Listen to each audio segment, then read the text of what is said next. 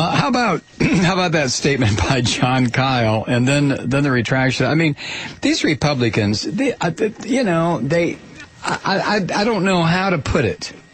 They're the dumbest collection of morons ever put together. Oh, by the way, this hour is sponsored by Alvin White. Alvin White, sponsoring the first hour. Thanks, Alvin. No message, just sponsorship. Thanks, Alvin.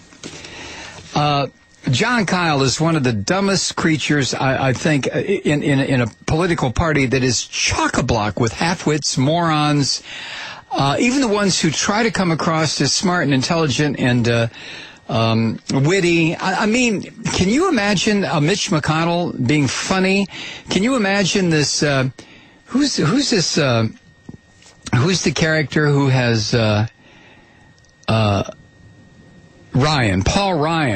Can you imagine these people? I mean, every time one of these clowns opens his or her mouth, out comes spiders and bats and just the damnedest stuff. I have never in my life seen a collection of morons more evident as morons than this crowd. Well, what happened was, I'm sure you know this by now, but just to recap, during the all the tension and the ugliness about the budget, they're going to cut the budget. We're going to cut the budget.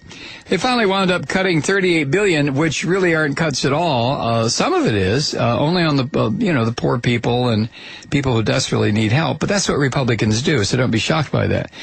But John Kyle was on the Senate floor last week and insisted that any bill must cut Planned Parenthood's funding.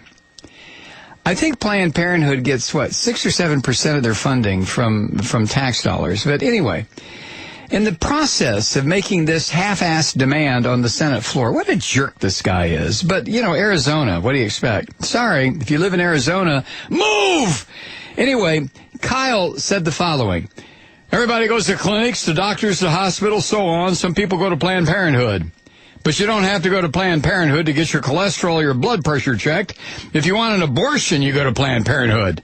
And that's well over 90% of what Planned Parenthood does. In fact, the exact opposite is true. Now, you've heard me say on this program a million times until I've either got it solidly in your head, something you already knew. I mean, I don't educate people here. I don't do anything except reinforce what you already know. And you do the same for me. All Republicans are liars. Every single Republican is, bottom line, a liar, or he or she would not be a Republican. In order to be a Republican, you cut a deal with your own personal devil that you are going to lie as often as you care to lie. And then you proceed. Every single Republican, man, woman, boy, girl, whoever, Jew, Gentile, gay, straight, I don't care who or what you are. If you are a Republican, you are a goddamn liar. Now, your lying is selective, I'll grant you that, but you are still a liar. Every single member of the House and the Senate that is a Republican is a liar. That's how they begin. They begin as liars, and then they build their political career on that. The only people who vote Republican, vote for these liars, are other liars. Hello? That's easy. So, regarding Planned Parenthood, the exact opposite of what Kyle said is true. More than 90% of the health care services provided by Planned Parenthood is preventive in nature. It provides more than 1 million, this is every year, 1 million cervical cancer screenings, 830,000 breast exams, 4 million exams, treatments, and tests involving STDs, sexually transmitted diseases. The federal funding received by the organization goes strictly toward those needs, like birth control and annual exams. In fact, just 3% of Planned Parenthood's work is related to abortion. And Planned Parenthood does not use any federal money for abortion.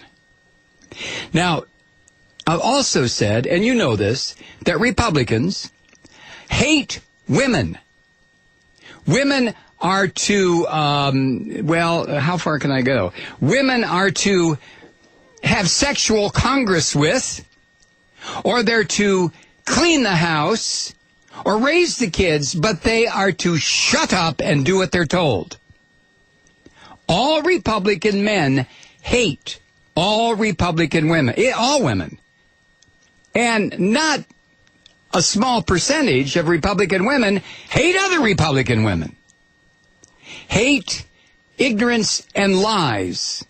Those three are the cornerstones of being a Republican. You must have that.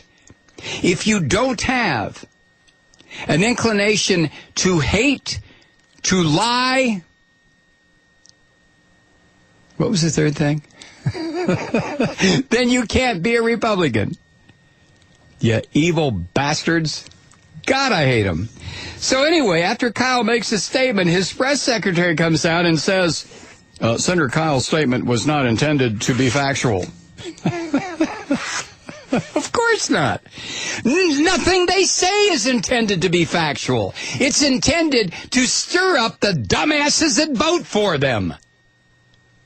The other ones whose lives are nothing but lies and misery and pain and greed and bigotry and prejudice and hate. So, of course, the press dude or dudette or the spokesperson, whoever, another one of these slimy creatures that work in a Republican senator's office comes out with a statement, well, what the senator said on the floor of the Senate was not intended to be a factual statement. Well, then what the hell was it intended to be? Exactly. A lie! That's all they do. Get the lie into the public record. It's just astonishing. You know, I get a lot of emails from these half-witted Republican geek dumbasses who, well, you're only on 3 stations. What do you know? Oh, bite me. But I get these emails all the time. I really do. And, they take great offense at the fact that I say every single Republican is a filthy-ass liar. Oh, no, what are you talking about? Oh, what about Barack Obama? He was born in Kenya. And it's just astonishing to me, because no matter how many times I say they're liars, no matter how many half-witted emails I get from these barely articulate right-wing droneheads, the proof always comes from the mouths of the Republicans. Right?